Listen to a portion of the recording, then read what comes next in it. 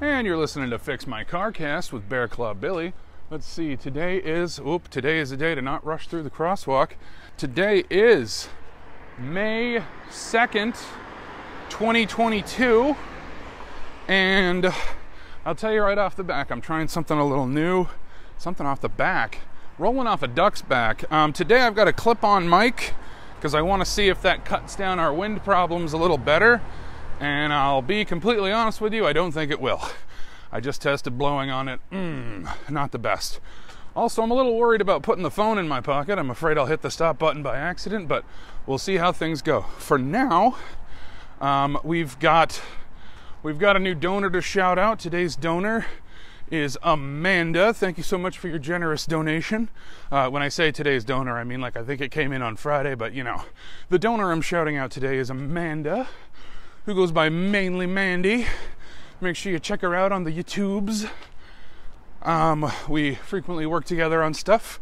I make a lot of music for her, and actually currently I have an assignment to make music for her right now. I can't wait to get done with that. I think it's going to be a lot of fun. Keep your ears gaping. All right. Boy, it only takes a weekend to forget what a bad idea this podcast is. I'm already deep into the heavy breathing. So this is the commute to work today, and believe it or not, I actually have a topic request. Friendly reminder that if you donate to the GoFundMe to raise money to help fix my car, you get to pick what topics I talk about on the podcast. You can also become a patron. Amanda has done both, so good on her. And Amanda gave me today's topic. A topic I can probably talk about all the way to work. I'm going a little bit of a different way here, and the different way starts with an uphill. Get the worst of it over now, and then get to work. So today's topic is different kinds of time travel and how they affect fictional narratives. This is the topic. This is the topic that I can do infinitely. I can talk about this forever. If you don't know, I'm obsessed with time travel. It's, I'd say, my thing. I feel like if there are 3 facts you know about Bear Claw Billie, somewhere in the top 3 is Bear Claw Billie never stops talking about time travel. So we're going to put that to the test and see how long I can talk about time travel this morning. Okay, so if you are planning on writing a time travel story, consider this your refresher on what to look out for when it comes to consistent rules in time travel. So first of all, there are varying forms of this, but the main question you want to ask yourself is, which of the big 3 kinds of time travel are you using? There are subcategories within each, and there are a couple of extra, I don't know what to call this, but here you go, offshoots of each. But get a pen and paper, because if you are writing a time travel story, here's the big thing you've got to ask. Is it mutable, immutable, or alternate? Start from there. You have got to start from there, because most time travel inevitably picks one, follows most of the rules of it, and then goes off to the side because they just can't resist doing this one thing they saw in another time travel movie, but they didn't stop to ask, is that consistent with these kinds of time travel? This kind of time travel. Now I'm on a steep decline. Whew. All right. I'm sure you're loving how long it takes for me to talk about this. So the 3 types. Number 1, mutable. A mutable timeline means that if you go back in time and you change something, the effects are felt by you, sometimes in real time, sometimes in your timeline. Now, I won't go off on this too much because it gets really complicated. Back to the Future is a mutable timeline. When Marty McFly has a newspaper and he changes the events of history, he can then look at that newspaper and it goes wibble, wibble, wobble, wobble, wah, and suddenly it says the new thing. Now, this can be a very messy, sloppy kind of time travel, and one that doesn't really make a ton of sense, because if you make any changes that would prevent your trip in the first place, now you're in a paradox. So, that's one of the things you want to look out for. Mutable timelines are the messiest when it comes to avoiding paradoxes. Kind of. We'll get into it later. But for the most part, it's the messiest timeline. It's one that you really got to pay attention to what you're doing. Because if your character accidentally kills their grandpa, oopsie daisy. Or if your character does something that causes the time machine to no longer exist, another oopsie daisy. So there's your mutable timeline. That's your Back to the Futures. If you are doing that, you can't really have a joke that something your character did was always a part of history. Like, I don't know, say writing Johnny Be Good, which I've always taken as just a joke, that is not actually what happened, that Marty McFly wrote Johnny Be Good. I think it's just a gag. It's just a funny coincidence, because for timeline rules' sake, that shouldn't be possible. If Marty McFly comes up with that song, then technically in his universe, the history of how that song was written will change. And that's probably not a great example, because I've always felt that one was just supposed to be a gag, just a joke. I'm trying to think of a better example, and nothing's coming to mind. So that gives you an idea of how much walking to work scrambles my brain. I can't think of any time travel movies. So let's move on to number 2. Number 2, the one that I said has less paradoxes, but it does still kind of sort of have them. Number 2 is an immutable timeline. So, in this one, you are not changing the timeline. Your trip through time that you have not even made yet already happened. So, in an immutable timeline, let's say one day you find a time machine, you get in it, you go back in time, and you invent a waterproof cat. Okay. Oops. I could use a waterproof cat right now. I've got dogs storming me. Good morning. All right, well, we pause for today's sponsor, dogs. Hello. All right, enter the promo code DOGS and get 40% off your next time travel story. So let's say you stumble into a time machine, go back in time, and invent the waterproof cat. Well, if the waterproof cat didn't already exist in your world, I'm sorry, you can't do that. In this scenario, before you even discover the time machine, the waterproof cat has already been invented however many years ago by you. Now, you may use an alias so that you don't realize that it's you, the time traveler, that invented the waterproof cat.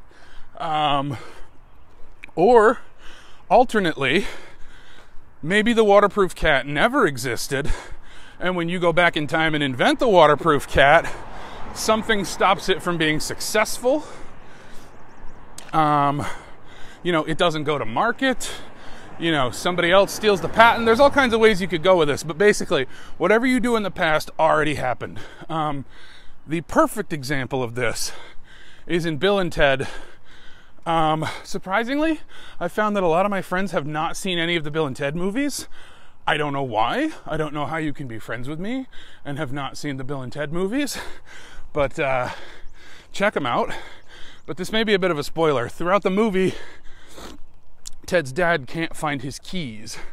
And at the end of the movie, you discover that Bill and Ted took those keys. So, that's a case of before they ever did it, it was already a part of the timeline. We've got another sponsor coming up, Dogs and Jogs. Somebody jogging with a doggin'. Excuse me while I pause, so as not to bother either of them. Hey, buddy. Oh my goodness, so precious. So yeah, immutable is where stuff already happened. I feel like probably one of the most common cases of mixing up your time travel is really, really, really wanting to do a bit where it turns out you're the person who helped you, or your ancestor was actually you, but also you show things morphing and changing in real time. Those two things cannot coexist unless you specify that you have more than one method of time travel, which Doctor Who, I'm just going to say this, Doctor Who always gets a free pass on this stuff. They can do whatever they want. They don't care about continuity. But yeah, essentially you need to establish that it's one kind of travel or the other, unless you have multiple machines or a machine with a little switch that you can flip for narrative purposes. So, mutable, immutable. Let's move on to the third type. I gotta be honest, the third type is usually the least interesting, but there are narrative reasons to use it. The third type of time travel is called a giant truck. But once a giant truck goes by, the third kind of time travel is called alternate.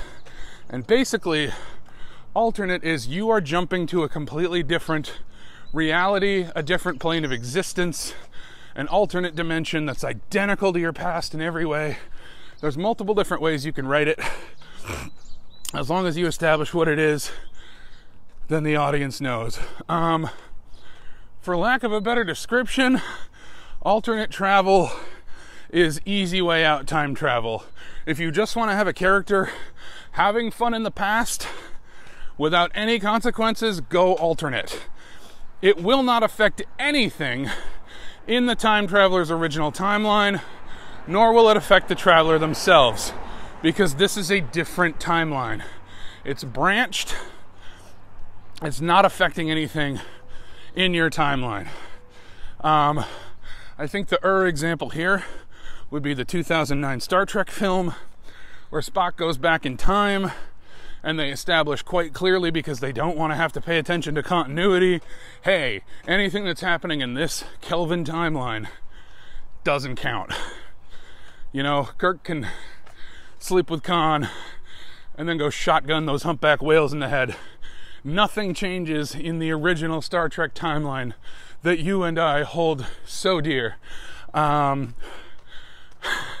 Which can be kind of lazy.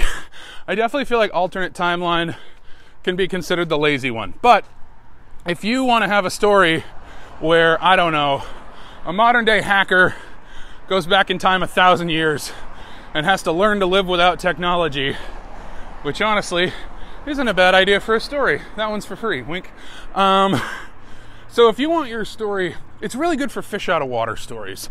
If you want to just like show how different another time was, but without having to worry about any of those paradoxes, alternate may be right for you. Like, yeah, again, I feel like this is the best one for, like, you know, historical fiction that involves a time traveler. You can just straight up go back in time, kill your great-great-grandpa, everything's fine. Now, it's worth noting that in that timeline, you won't be born. It's not a free-for-all to do whatever you want. It's not a holodeck. You're not in a simulator. You're not running around the Matrix doing whatever you want with no consequences. You're really hurting people. You're really killing people.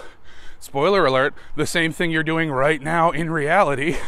Your consequences have actions in an alternate timeline. It's just that they only happen in that timeline, and they don't have any kind of quantum mechanical attachment to you. So if you go back in time 5 minutes and find an alternate you and cut your own hand off, that won't happen to you. Your hand won't suddenly disappear, nor will there be any historical record of someone cutting your hand off, which wouldn't have happened anyway, because that's not how immutable works. You're just totally fine, other than you have a very angry you who really misses a hand and probably wants to hurt you and wants to know why you came back in time 5 minutes just to prove a point. So, I would say those are your three main forms of time travel. And there are some offshoots. There is, of course, a perfect computer simulation of the past.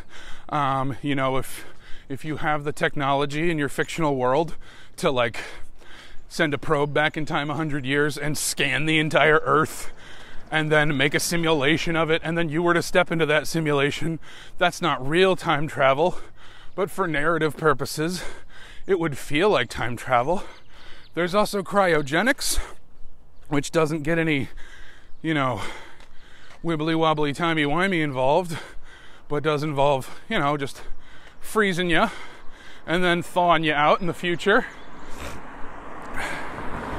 Which for a while was how a lot of utopian science fiction stories were told. They needed a protagonist from today to end up in the future, so they all just froze guys instead of just setting the thing in the future and going from there. Which is actually what inspired H.G. Wells' The Time Machine, which I think is a brilliant book. If you know me, you know I just absolutely adore The Time Machine and H.G. Wells in general. But what I've read is often lost to history is that The Time Machine is a bit of a satire. Like, it's kind of poking fun at these utopian fiction stories where a guy always wakes up in the future and everything's perfect, and H.G. Wells said, nope, none of that. So he made a machine so that you could return. And he also made a future, well, I won't spoil it, but it seems pretty idyllic, doesn't it? Blink, blink, smile. God, I love The Time Machine. I wish we could get a really good adaptation of it. H.G. Wells' own grandson, great-grandson, a number of greats' grandson, directed the one with Guy Pearce, which must make for an awkward Thanksgiving, because it ain't good. Believe it or not, the Wishbone adaptation, I think, is the most accurate.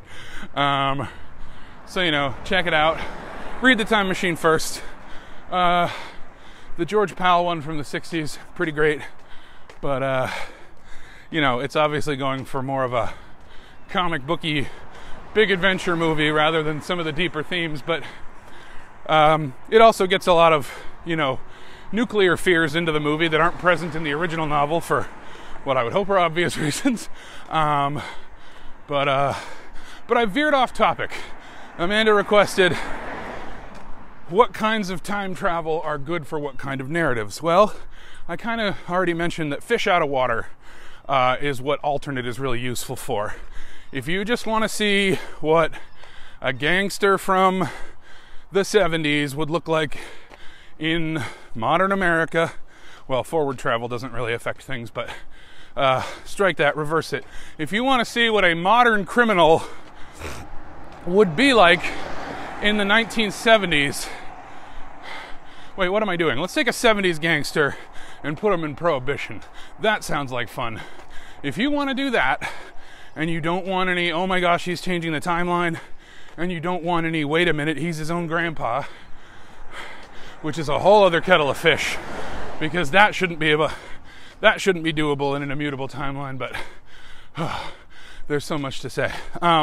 So yeah, alternate is good for like just historical fish out of water where you don't want to affect any of the quantum physics, mechanical entanglement stuff. Now, by the way, when you do alternate, you know, you're ultimately the boss of your own story. So you can say that if the time traveler tries to return to their own time, they can be deposited in their original timeline they left from, or they can be deposited in the future of the timeline they left from, or they can be deposited in the future in another timeline that is always branched from the others. Like, whenever they arrive, really, do whatever you want. I'll be honest, alternate has always been a little weird to me, but I get why it exists. Our sponsor, Dogs, is just all over this show today. Good morning, dog. So, let me catch my breath and try to do a little quicker rundown. Alternate, great for fish out of water in a different time period, historical drama, you know, romances, very good for romances. If you want to send your, hey buddy, if you want to send your protagonist back in time to hook up with Shakespeare, but you don't want that to accidentally erase all of Shakespeare's plays, go alternate. However, if you do want to erase all of Shakespeare's plays, go mutable. And if you want to reveal that you actually wrote Shakespeare's plays as they exist right now, go immutable. I can't believe I've never used that example before, but it is perfect. So yeah, there's a succinct way to differentiate your timelines. You want to go back in time and hook up with Shakespeare? In a mutable timeline, his plays no longer exist. In an immutable timeline, you're the one who actually wrote them as they are and they always existed. And in an alternate timeline, just have a lot of sex with William Shakespeare. It don't matter, no consequences. This is not true. You can still get STIs or have babies, but you have to deal with that in that timeline. So yeah, I'm really glad that this was today's topic, and I found such a beautifully succinct way to describe the kinds of stories you can tell with all these different forms of time travel. Why, imagine, if you will, if Amanda never requested this. Why, I never would have come up with that example. Doodle-doo, doodle-doo, doodle-doo, doodle-doo.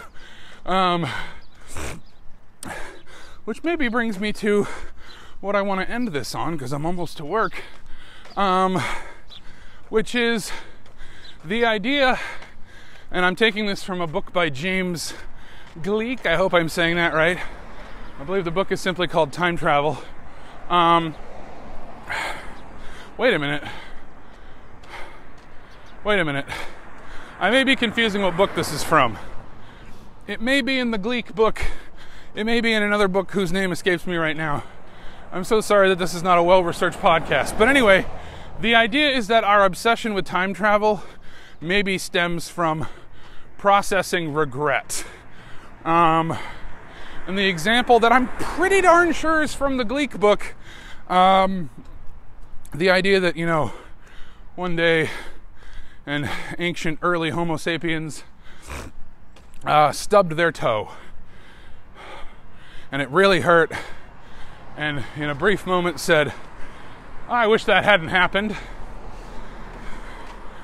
And then that Homo sapiens thought more and more and more and more and more about what would it be like to live in a world where I could unstub my toe, or live in a world where I missed the obstruction entirely.